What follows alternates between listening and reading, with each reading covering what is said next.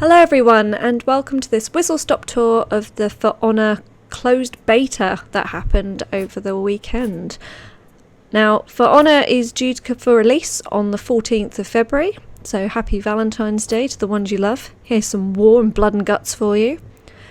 But the open beta is now announced as happening on the 9th to the 12th of February, so just the weekend before the release. So you will get a chance to get your hands on this game if you really want to have a go at the multiplayer before it gets released. At least you'll know what you're in for. But just so you get a rough idea of what was on offer for the multiplayer beta, here's a little idea for you really of what to expect. Now, as you can see, I'm clicking through here on my characters that are available throughout the beta here. You unlock most of these characters with your coins. Now, I favoured the Vikings, and that was the faction that I went with. However, you do at the start of the game have the choice of which faction you want to go with. So you can go with your Knights, your Vikings, or your Samurai. Now, there is a faction war going on, so you do have to bear that in mind, as obviously that will influence your points, as it were, for when you're actually taking part in this game. But you do have a little bit of choice, and during the multiplayer beta you could play whichever character you wanted, but obviously anything you did went towards your faction. So what you can see here is just a little overview of what characters are available, and they all bring different things to the table. But I mainly favoured my female Viking raider. I made her a little bit of a hottie, I jazzed her up a little bit, and managed to unlock some gear just to increase her gear score. Now, when you look at these, there's some good archetypal characters in here, some not entirely historically accurate, but we won't comment on that in this video in particular. But it just gives you a rough idea of what you can play with. Now, there were some people who were absolutely amazing with some of these characters, and I just couldn't get the hang of them. And in this video, I actually go against my better nature, as it were, and I went with Kensei, which was a bit of a silly idea really, because I'm not very good at using him. So the world map gives you a choice in this beta of 4v4 Dominion, which is capturing the zones. You also had 1v1 Brawl, which I sucked at, so there's no way in hell I'm showing you a video of that. And 2v2 Brawl was also available. Now, we did try out, me and one of my friends, a kind of match together. I did find that it was a lot nicer to play with other people, and the multiplayer aspect in that kind of way was actually really smooth. We did manage to group up and we didn't have any problems. But as you can see here, I'm just setting up for a game with Kensei. I shouldn't have chosen this because I hadn't unlocked very much, if anything at all, but I thought I'd give it a go for you guys. Now, with your characters, you do unlock abilities and more gear. You get a gear rank, much like if you played The Division, which of course another Ubisoft title there. And the gear score will obviously make your character better.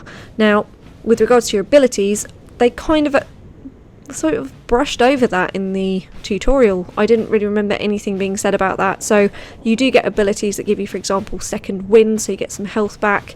It might increase your revenge. You might be able to rustle up some more allies, so some more soldiers to come to your aid if you really, really want to.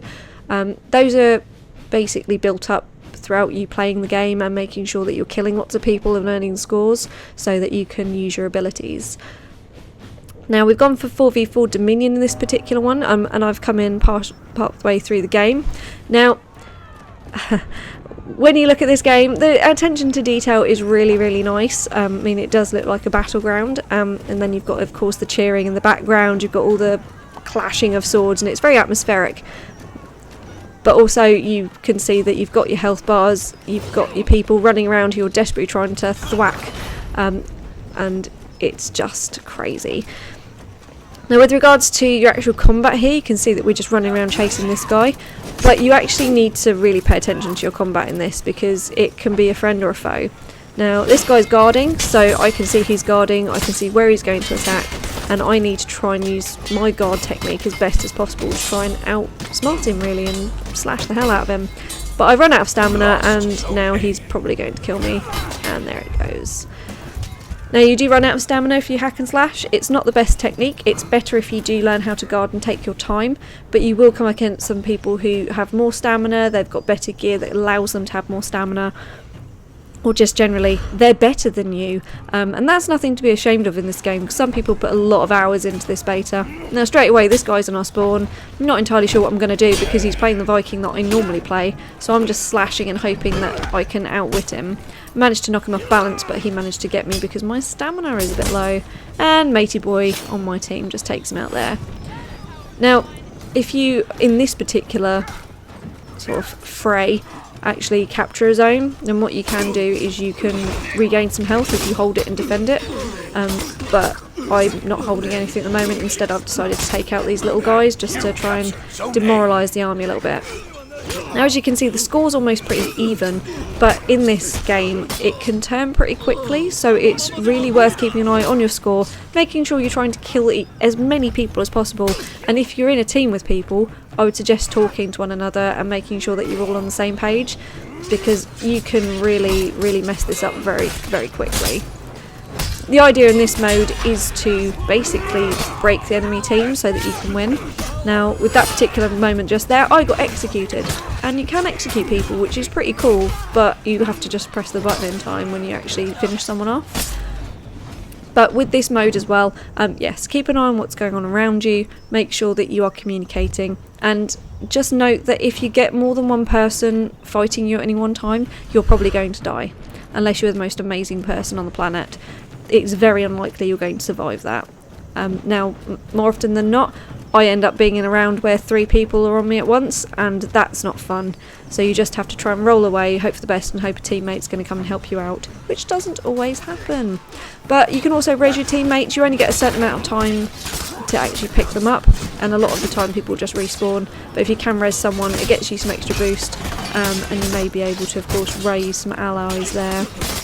Now, it's all getting a little bit much in the middle here. This battleground of the bridge is pretty much the territory you want to be in. I managed to roll out the way there. This guy's still trying to hammer me, but I've managed to run away just to regain a little bit of stamina, and I'm going to try and go for him again, which is possibly a good idea, possibly a bad idea, but I've won that particular battle just there, and I think that's probably my one and only kill that I managed to get this entire round. Or maybe I get this guy. Now, you do have other things that you can do, like abilities. Oh, I can execute him. Did I execute him? No, I failed miserably. Sorry, just had to try and get that one in there. You do have other things, like you can throw projectiles, you can climb up ladders, you can push people off ladders. Now, I actually didn't really manage to get down to the other end of this map. I've stayed pretty much down this end and stick around the middle because I know that's where most of the battle's going to be, where I can get the most points.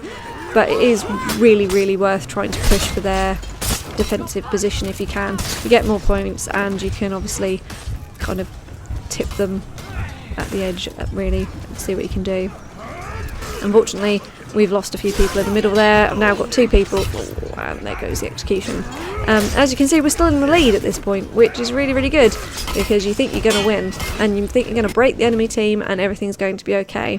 And I'm going to give a little spoiler alert now that we actually lose this game, and you will see how quickly this can turn around in the next 2 minutes. It's so quick. Now with the combat, I got on with it okay after a few rounds, but in this one I didn't particularly do well because I was picking a new character. So my main suggestion is not to really worry about that if you're going to just go straight in for this.